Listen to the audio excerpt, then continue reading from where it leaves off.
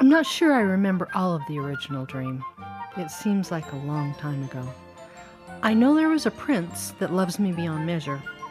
We have a cute little house with a front porch swing, a dog, a cat, and 2 or 3 children. Yes, my children will be beautiful. A girl that looks like me, a boy that looks like his father, the prince, a baby on the way, and well, we won't care what it is, just as long as it's healthy. My children will be smart, well-behaved, and adored by friends and family. Travel, well, that'll be a must. Family vacations to the beach, museums, and all the amusement parks.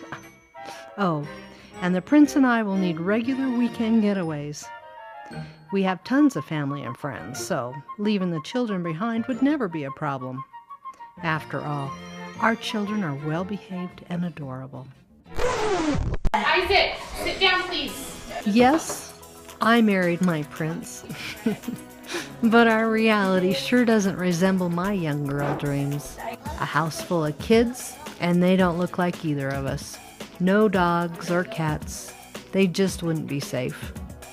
Family vacations? Not really. Weekend getaways? Would be nice, but nearly impossible. Finding someone to care for our children for even a few hours, let alone a weekend, is just hard. I'm pretty sure no one dreams of having a child with special needs, but that's my reality. I love my prince and my children, but this autism thing has really thrown me for a loop. It sure would be great if there was a survival guide, to help us parents out.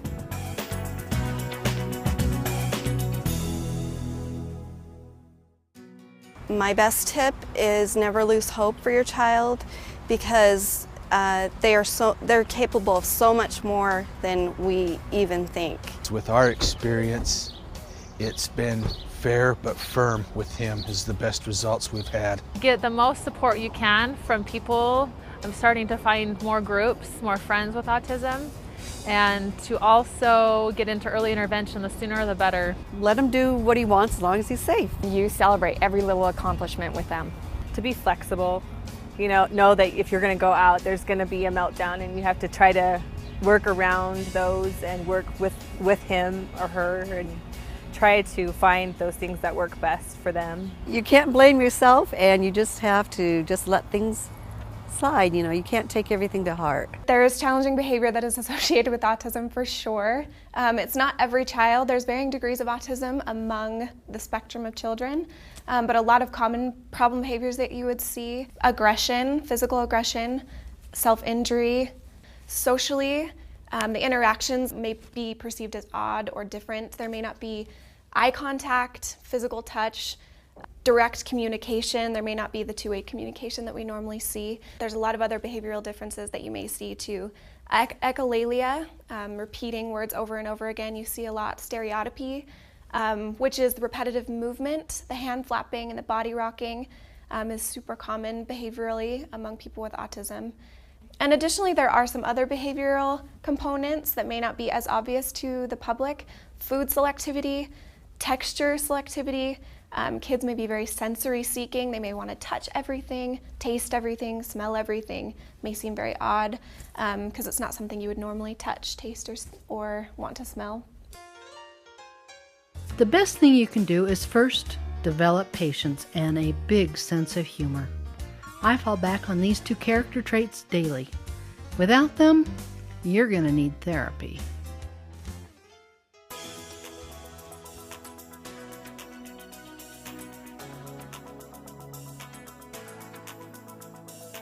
If you were a caregiver coming to my house for the first time,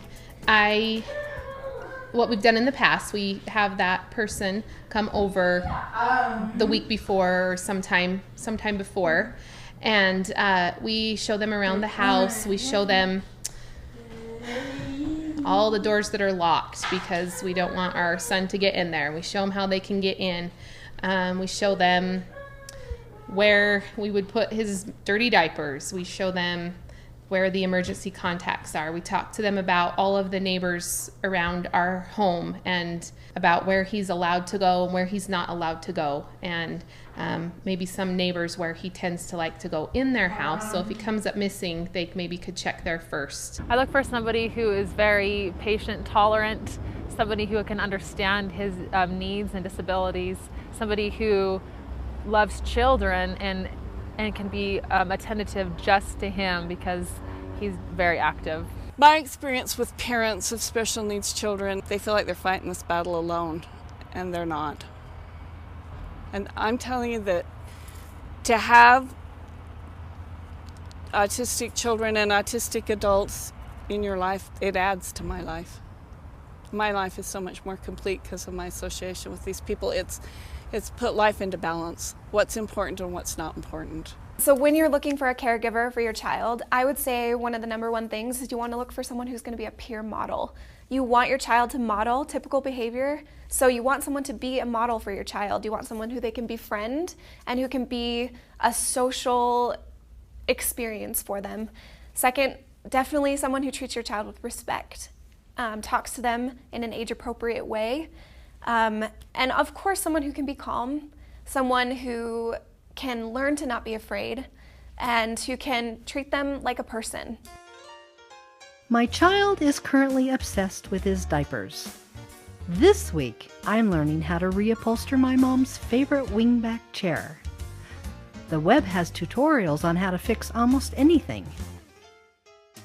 To play at her level, to do what she would like to do. She likes to be engaged with people. She may want to read, she may want to do a puzzle, she may want to just talk to you and find out what you know. Anytime that we can get out in the community and let these kids do what any neurotypical teenager would do, if it's the movies, it's Lagoon, just giving them just that joy of experiencing what every teenager wants to experience. That's the biggest joy, that you can bring to them.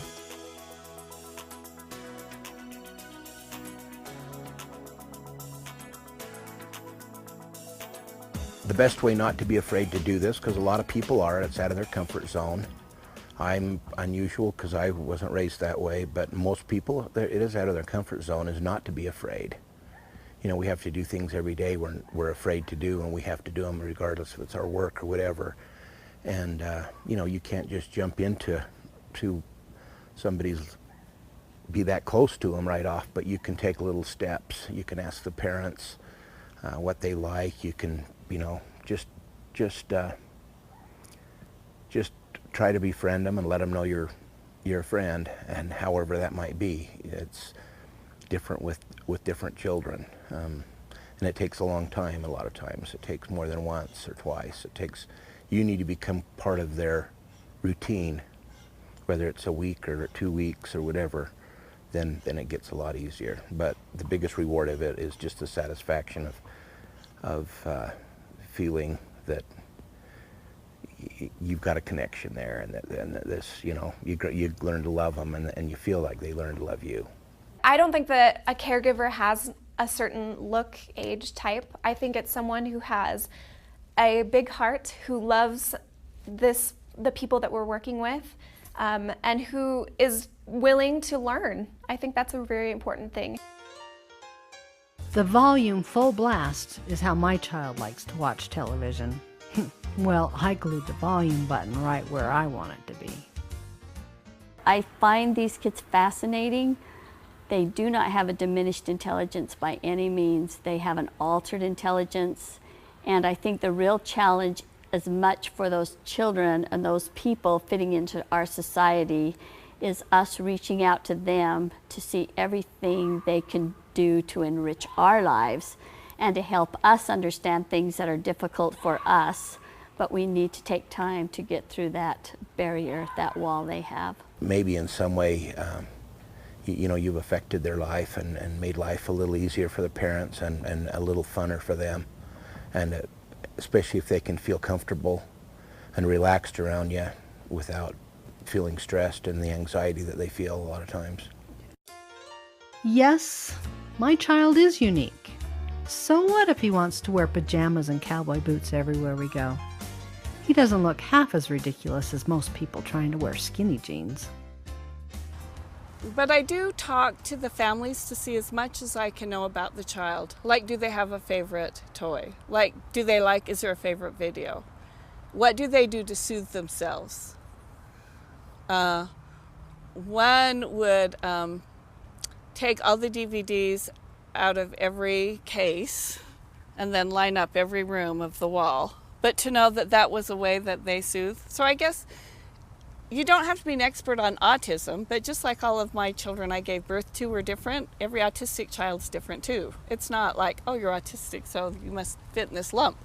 They're individuals. They all have their own personalities and their own likes and their own challenges. So to find out what's important to them, what they do to self-soothe. We used to have this sensory sack. It's a lycra material, and it's like a big sack, and it has an opening on the top. And so he would hop in there, and then we'd swing him or drag him, and he'd push against that, and that resistance feeling helped soothe him. He really likes to have his own space. He doesn't like people to be in his face. But with him, you couldn't really be his friend. He'd have to be your friend first. He really likes candy bars. He likes soda pop. If you wanted to be his friend, you'd bring him something like that and ask him to sit down at the table. Here's your surprise, enjoy. And then you'd stay in the same vicinity. That way he'd be kind of used to you and he would relate. This person shared with me. He would be able to recognize that as a friend. We would teach him friend with sign language, and then he would become accustomed to that. It's usually kind of a slow process, but eventually he warms up to people. So as a caregiver coming into the home, you have to be prepared to be flexible. You have to be prepared to follow a schedule and be consistent, to set clear guidelines and expectations, to have a sense of humor, which is one of the defining characteristics of enjoying this job that we have. You have to have fun. You have to enjoy the people as people, recognize the gifts and abilities that they have.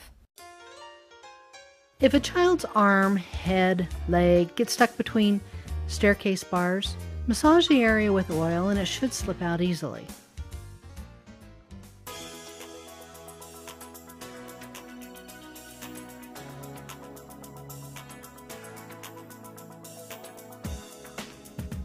When I was watching a little boy who was probably 4 or 5, a neighbor, and he was just playing, and like I say, he didn't communicate, and I thought I had just baby-proofed that house so well, but phone rang, you get the phone, in a second.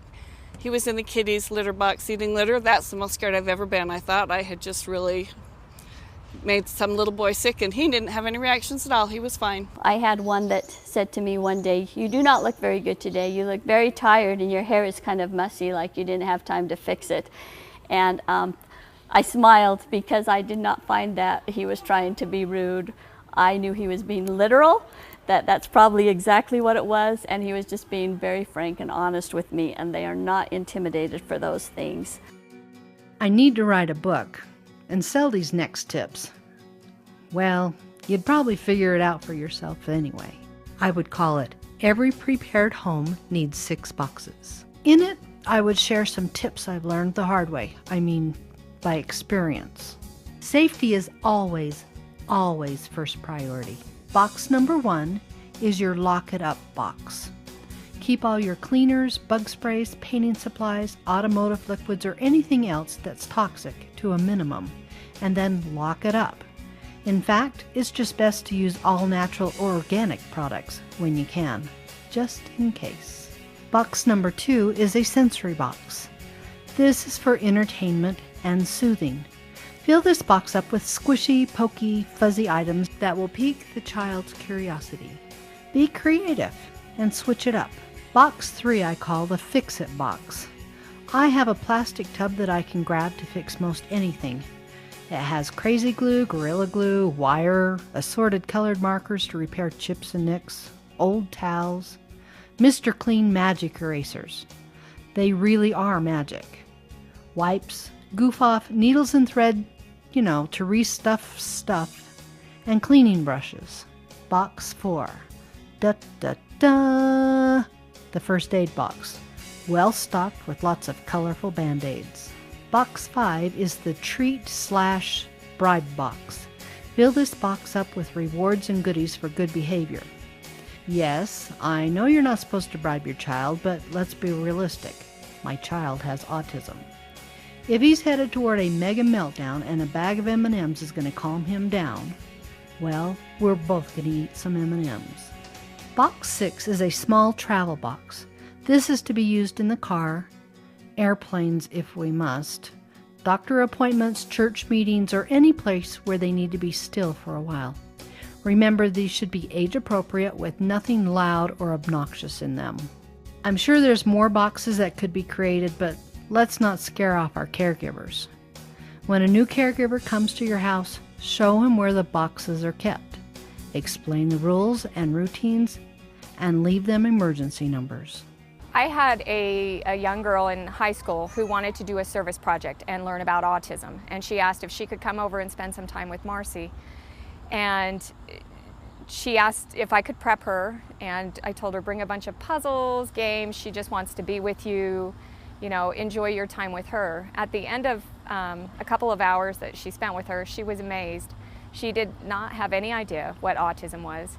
She loved Marcy. She was astounded at what these children are. They're true blue. They're, you know, they're black and white. They're just pure love. There are some definite challenges in caring for people with autism. It's really difficult to meet their needs when you can't communicate with them properly. Not being able to understand what they want and not being able to give it to them in the way that they want is a huge barrier. You have no idea what they want to say, what they need, if they're in pain. That communication barrier is a huge problem. And additionally, when there is problem behavior and when there is a problem, they react to consoling and discipline and all the typical things that we do as parents differently than other kids. So all of those things have to be different. You have to treat people with autism differently than you would a normal, typical child. My son loves movies, but he scratches the DVDs. We use old-fashioned videotapes, and we stockpile old videotape machines from the thrift store. People are just people. Some of us have disabilities, emotional, and some of us have disabilities that were too critical, and these have autism children have a hard time expressing how they feel. Some don't talk at all, but they have honest emotions, and they love and accept unconditionally. A really cool way you can build relationships with them is by paying attention to what they want and what they need and bringing those things with you. If you're associated with all the awesome things that they love, you probably will become one of those awesome things that they love. He just has a way with people. If he likes somebody, you'll definitely know. And if he doesn't like somebody, you'll definitely know. He's nonverbal, he's not potty trained, but he has a way of just getting the best out of people. With the ones that I got to know well, I know what things calm them down. One likes to wrap up in a blanket, kind of hide under the blanket into a tent if life becomes overwhelming with outside stimulation. So sometimes I had a quilt I knew he liked to play with at my house. So I would, if he was going to come to my house, I'd pull the quilt out and set it down so that it would be a safe place to go. So there would be a safe place for them. During your experience with people with disabilities, during sessions that you have, things are not going to be perfect. Things will go wrong inevitably, and I think you just need to plan on things going wrong. If your child has covered himself with permanent ink, massage him down with olive oil and then rub him with an old towel. Or you can just wait for a week and it'll go away.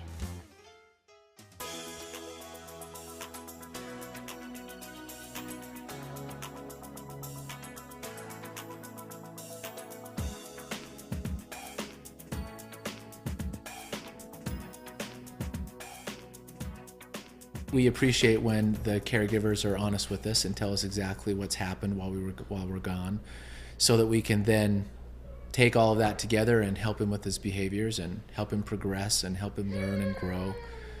But if they're honest in their questions and the things that are hard for them, then we can help them to better serve him and help him as well.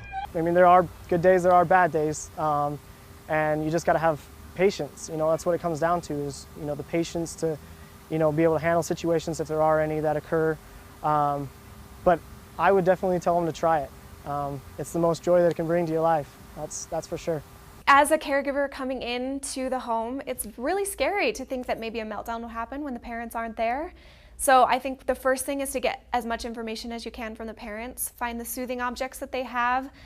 There should be a safe space in the house where they can be that's free of sensory stimulation, that's free of hazardous materials that they can be in and that they can retreat to. So you need that information first. Another part of prevention that I think is the most crucial part is recognizing and praising good behavior when you see it. That is the #1 preventer of bad behavior. Kids with autism may not appear to enjoy the social interaction and appear to enjoy the praise, but in my experience I've found that praise is the #1 preventer of meltdowns. We do have so much fun together. Normally you like me so much. Why are you going after me, or why are you doing this, or why are you melting down? So the first thing is just kind of keep myself in check and remember that he's got a disability. This is part of it. It doesn't mean anything about me. Doesn't mean anything about our relationship or anything like that. We just give them their space, check the surroundings, you know, and try to figure out what we can do to, you know, better the situation. You know, if it's just let them have their time, you know, we'll just leave them be, just stand by the side and just let them, you know, try to figure it out. They've shown being out of control and angry and upset and mad, and it's taken a while to realize that, well, if I was in his shoes and I couldn't communicate, no way, I wouldn't know what to do either, other than to slam doors, pinch, pull, and you know, do things that can harm people just to get your attention and let you know you don't like it. But like I said earlier, just by changing the surroundings, sometimes stepping back, sometimes you have to, you know, I know the parents have told me sometimes you just have to let them go in a room or they go in a room and let them have at it. I mean, you have to give them their time, but that's kind of frustrating because you always want to be able to communicate and somehow get something across. But I've seen some of those where there's a lot of anger and frustration, and you just have to work with it. If I ever felt like I needed help, I had a number to call. I've never had to call a number for help. But I also know some respond to music, some respond to the videos with water in them, some respond to the sound of water going, some respond to a blanket. So if I have something around to help them with the meltdown, that helps.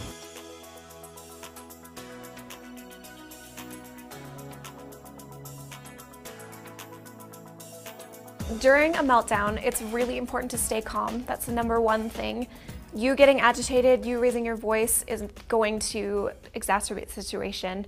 Not over talking, trying to give a bunch of commands during a meltdown is not going to help anything. It's just going to overstimulate the situation and make it worse. So I would say stay calm, have coping strategies yourself. You need to have a plan of what you're gonna do. If it's happening a lot and it's going to be hard for you to handle, you need to have some coping strategies yourself. Are you going to listen to music? Are you going to have your own little worry rock to rub? You need to have some coping strategies yourself. When a caregiver comes to your home, you may want to inform them that liquid hand soap and toilet paper do not belong in the bathroom. If it is crowded or loud, he has a complete meltdown, wants to run away. He's a bolter. He's a flighter. One of the best things you can do as a caregiver to ensure the safety of your child with autism is to install buzzers on your doors. That way, if the child is trying to get away, you will at least know that the door's been opened and that the child's escaping. If your child is missing, first of all is call 911, call the police immediately. Oftentimes, I'd say the #1 mistake people make is they think, well, they spend too much time trying to look for the person, and then with each passing moment, as the minutes tick by, minutes turn into hours, and then before long, a lot of time has passed, and much more difficult for police action when that takes place. Because these children oftentimes have personality differences, different than the normal person, we'll need to know, it'd be very helpful for the police to know if the person is a runner, if they like to hide, are they shy, are they quiet. It's been my experience that most people with autism young or old, typically shy away from people in crowds, yet each one can act very different. Like I said, some hide close by, and it's actually statistically proven that most people missing with or without autism are found very close to, if with not on the home, in the home or on the premises. It'd be a really good idea to have an ID kit available to help police in their efforts. Of course, hopefully you would never need to use that. I think we need to be caregivers not only to care for the children, but to care for the parents of the children, to give them a break.